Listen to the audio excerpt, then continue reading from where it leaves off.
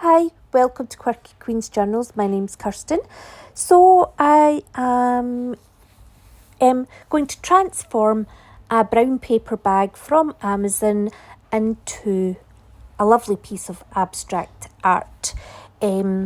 So I'm a member of an art club and we have an exhibition coming up in a couple of months. So I'm trying to get some pieces together as ideas to use on larger canvases.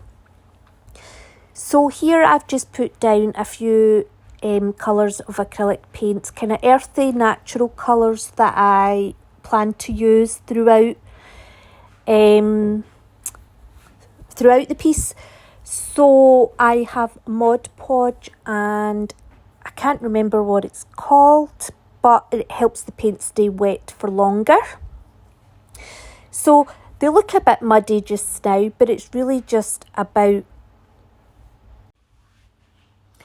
getting the colour scheme down in the background, and also the Mod Podge will help the brown paper bag be more sturdy and take a bit more wear and tear. So quite often I'll put paint down and then I'll lay tissue paper on top to take some of it back off, because I like the way it kind of flattens it, and it also takes it off in some areas but not others. So these are a little bit of collages on book pages that I made on the jelly plate prior to doing this piece. I've actually had a few purchases from IKEA recently, like furniture purchases. So I had a lot of, packaging materials that I could use to make shapes with. And also my husband was putting stair lights in the stairs. So I had little bits of wood that had been pulled out and little corks. So this does go through a bit of a transformation. It started off as, actually I was referencing a photograph that was of a person kind of looking towards the lights, and it just transformed into something completely different. So at this stage, the yellow collage papers are representing where the light is hitting in the photograph that I was using. I was just about to say I've had some other purchases. I got some big thick black markers. I got 10 for £10 on Amazon. They are Q Connect. We used to have them in my old job. We had them as the office supplies, and I find that they're very, very good, but they're also very cheap. So I do recommend them. I also got a China pencil. I think they're what they use when they're sewing, so it leaves permanent waterproof pencil marks basically on the page. And this is a colour shaper, and it's basically a silicone kind of wedge. I'm not sure that I'm actually using it properly, but I do like the fact that it's different from the brush strokes, and it does give more, it can give like a grid effect when you're putting it down. This blue, so I actually use primary yellow and primary blue on this, and what I really liked about the primary blue is how translucent it was. Now there's a wee bit of raw sienna mixed into that primary blue colour, and it just helps kind of lift it into being more of a mature colour, I suppose. So yeah, I'm making purple now. It's actually a really lovely kind of, I want to say violet, I don't know if that's correct.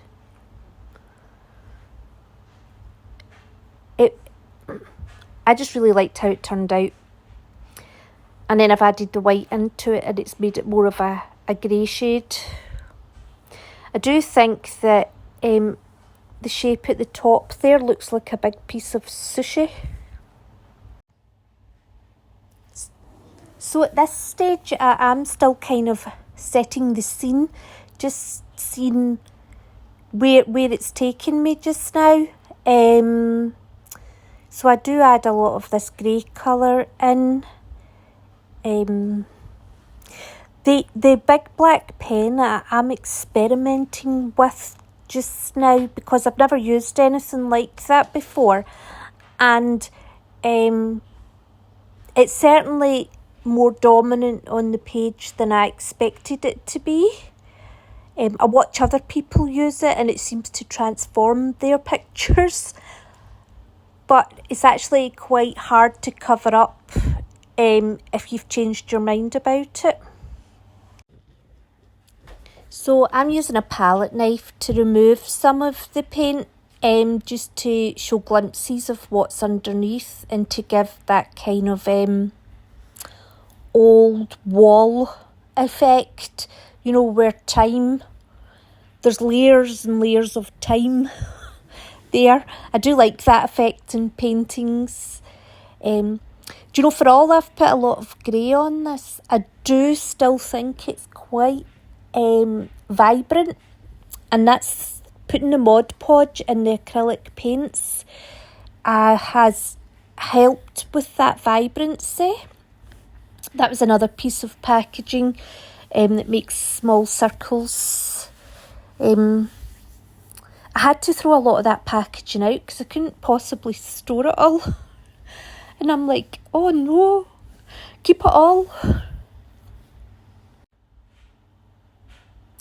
So I think this one just gives little lines, like a very narrow ladder effect. And this is the China pencil again, I think. I do like you can use that while the paint's wet as well. So just removing a lot of the yellow ochre and grey paint that I've put on here. So I really do like it when you can see the layers coming through from underneath. I think that's my favourite thing about abstract art. It's more about finding what's underneath and the kind of story about how, almost the process that the pieces went through to reach its final stage. So this is a kind of robot stage we're going through. Do you know, I actually like that wee guy. I liked his big long arm, but it just felt a bit too childlike, although I was very tempted to keep it. He does stay for a while.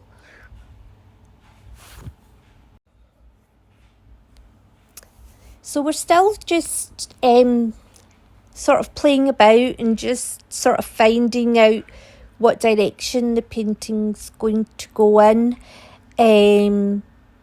Still shaping the composition, really, I would say. I haven't really, although there's big areas that I keep working around, they're changing all the time, but they're still there underneath, providing texture,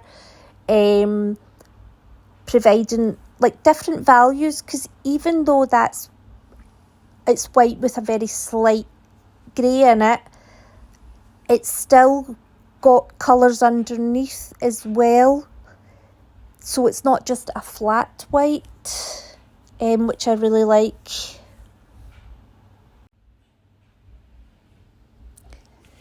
So next I'm going to use some blue acrylic paint, which I really, really like.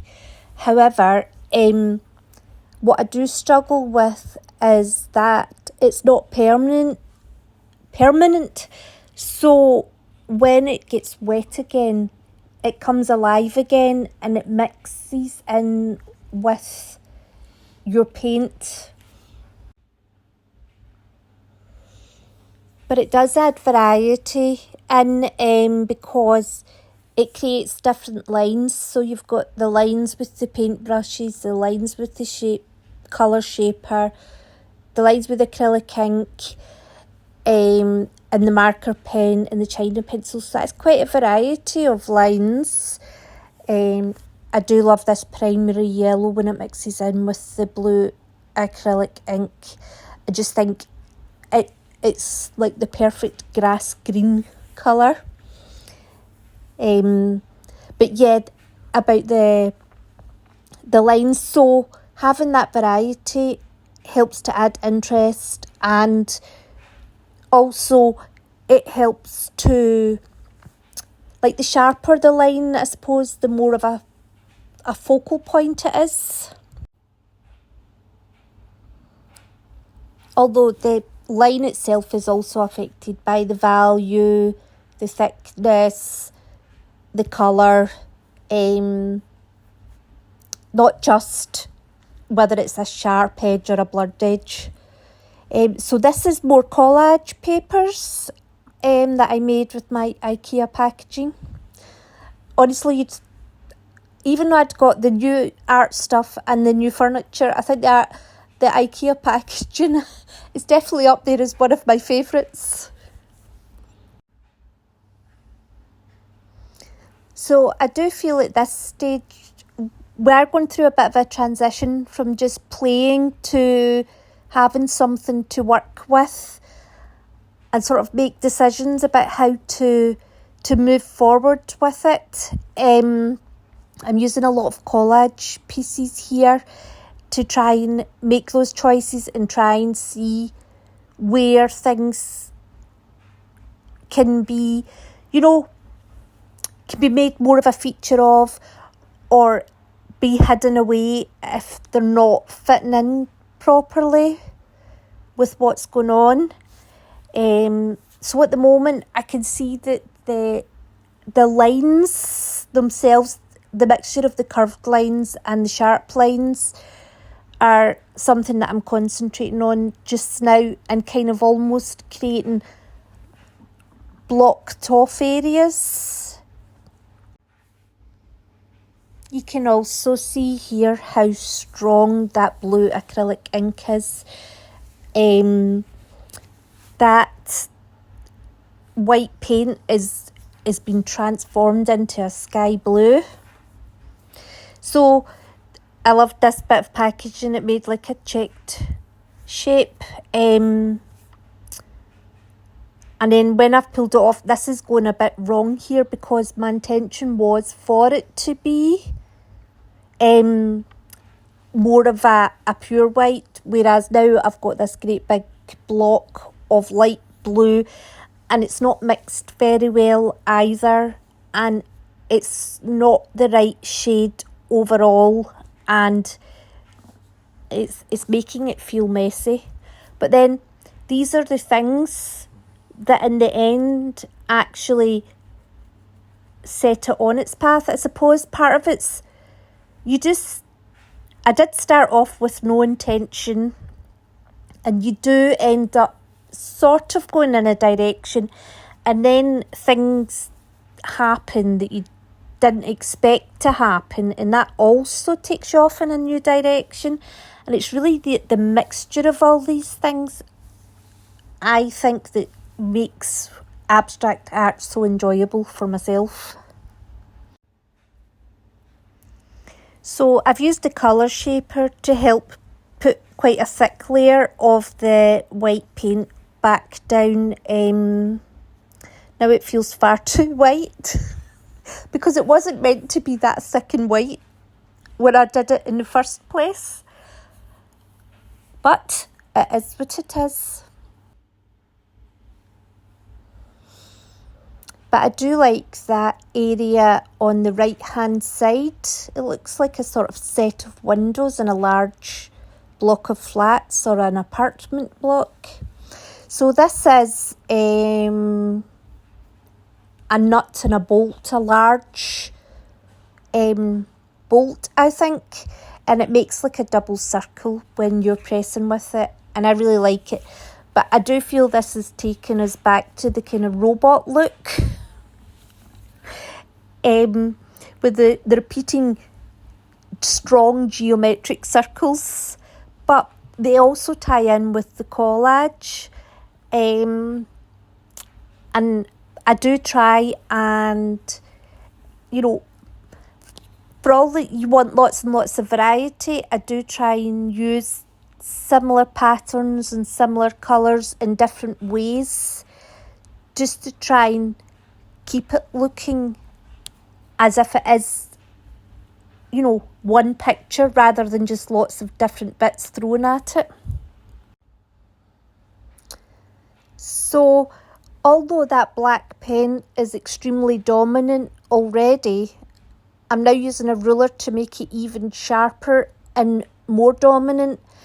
I feel like I should have used that large black pen in a much looser and less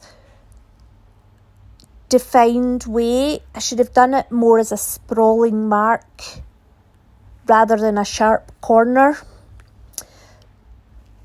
But it all works out in the end. And in the end, actually, the part of the black marker that's kept is a bit more of a curvy line. And also, I do feel that the feeling throughout of this has been of almost making little compartments. And I do feel the end painting looks like the first 2/3 of it is like one street, and then it's a sharp turn into another street.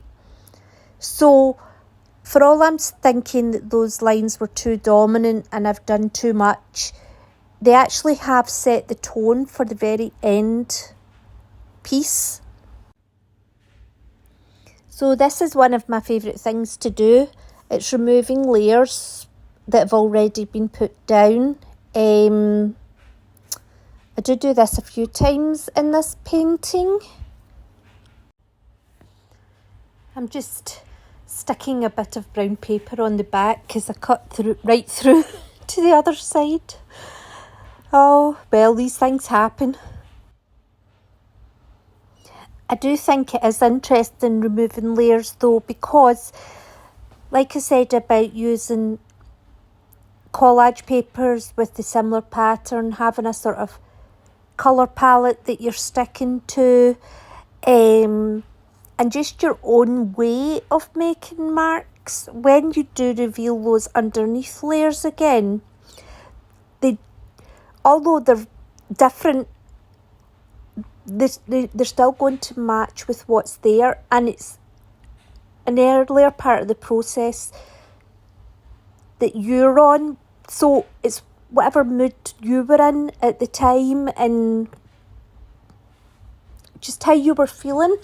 All these things will be in those underneath layers, and so when you bring them out, they are going to fit in, and I think it really makes the paintings. So I'm using masking tape here to make sharper lines. Generally, I prefer my shapes to be more organic and more loose, but this painting's clearly been the sharp edges has definitely been a feature of it, without a doubt. And it is interesting the way that it does in the end painting has basically such a sharp line down 1/3 of it. And that's actually just really interesting to me. It's like a learning curve. It's kind of trying to be more aware of what I'm doing in the process so that I can build on it. Basically, I can use that in the future to think, okay, I don't know where we're going yet, but I am making marks in this certain way, so therefore, does that mean something towards the end? Can I use it to my advantage? So I'm using the cobalt blue. I did use that in one of the collage pieces that's on the top left hand corner. Now the bottom left hand corner. I have turned the page every time I've done something. I've rotated after it. And I was just sort of experimenting, because Mary Ellen at the Red Parrot channel had said to me about, you know, rotating it, what would happen if you did. So I've done that for you. But I do think it does help you look at it as a whole rather than getting focused on one area. I found that I was less attached to it emotionally, whereas when you keep it in the same orientation, you start to see, oh, that looks like a building or that looks like a face. Whereas when you're rotating it all the time, you don't see it the same way.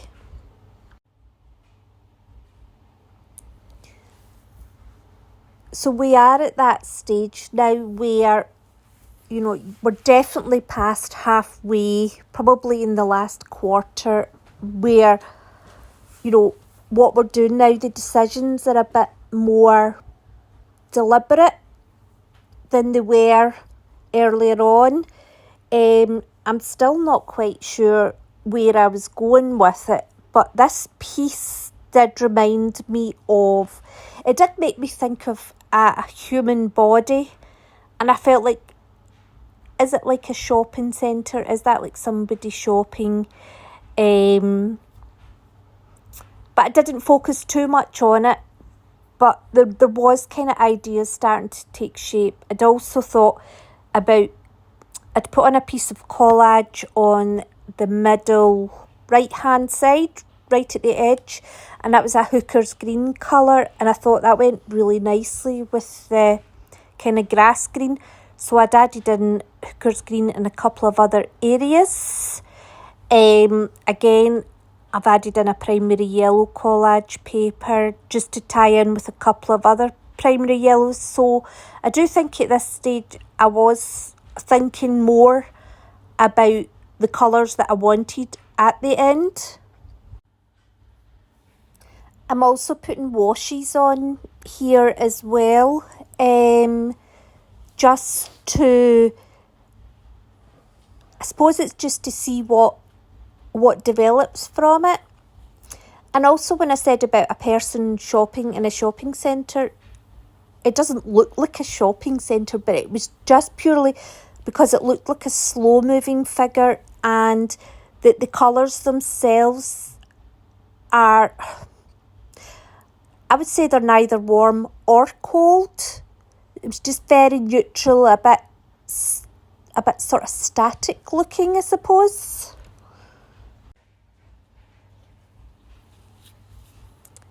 So I'm at that stage where I'm just not, I know a big change is needed, but I'm not sure what. So that's what this blank piece of paper's for, just to see if there's any areas that jump out. And there wasn't really, so I've just decided to just make a big colour change. It's actually quite scary watching myself doing this, because that cadmium red and the yellow ochre together, it wasn't the nicest of colours. But it did the job, because that third has been almost defined by itself. And then the bottom here and the top. So I've basically made 4 areas of this painting through putting these colours down. And that's, you know, the first step really towards what becomes the end painting. I also love that shade of purple. That's cadmium red and indigo blue. And I just think it almost looks velvety, the shade of purple. It's really beautiful. I also love that green, and I think it matches with the purple very well. It's Hooker's green, and most likely a combination of every colour that's on there. Probably mostly yellow ochre, but it's a lovely, that's kind of velvety looking olive green as well.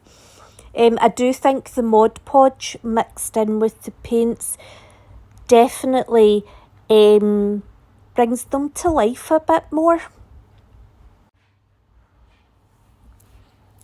So I'm just defining the areas on the right and the left hand side, separate from the rest. Now this white it's basically got a mixture of all the colours in it, but just a very little bit. And that's gave it a lovely shade, because when it's the stark white, especially when it's at the end, I just feel your white it shouldn't be a stark white, because it does look a bit unfinished if it's a whole page painting. So we're about to get my favourite tools out again, my IKEA furniture packaging. I don't know how I lived without these. But this piece here on the right hand side, this really does look like brickwork.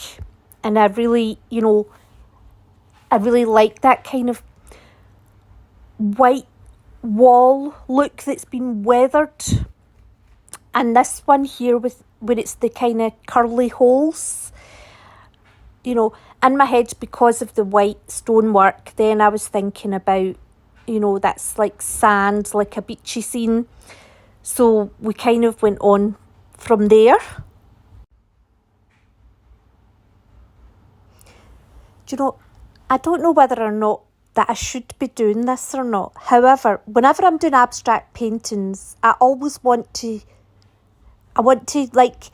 think of a situation that they represent or a scene that they represent, but not in a realistic way. So to me, the blue curved shape is like a woman and the black Y shape is like a man. So to me, that's like a couple. And then when I've pulled off that what was the primary yellow collage paper piece, it's like the sail of a boat. And then with the purple and green being quite luxurious colours, to me this represents being on holiday. And so the right third of the page is like a marina, and the left 2/3 is like, the pier that you'd be walking along, and it's got all the beautiful palm trees and the lovely restaurants and the wee quirky shops, and and they're a couple out together on holiday. And I liked how that the left third, the white of that, I put a yellow ochre glaze over the left 2/3, and so it separated the whiteness slightly from the right third to the left 2/3. And so to me that looked like you were turning a corner, and the way the sun's shining, one of them's more in the shade than the other, and I was really happy with it in the end up. I would just like to add that it doesn't need to be a male and a female couple. I do love how a bit of the grass green has come out on the marina side, and that lovely blue acrylic line as well, because that kind of dark blue against the white, it's quite a nautical theme.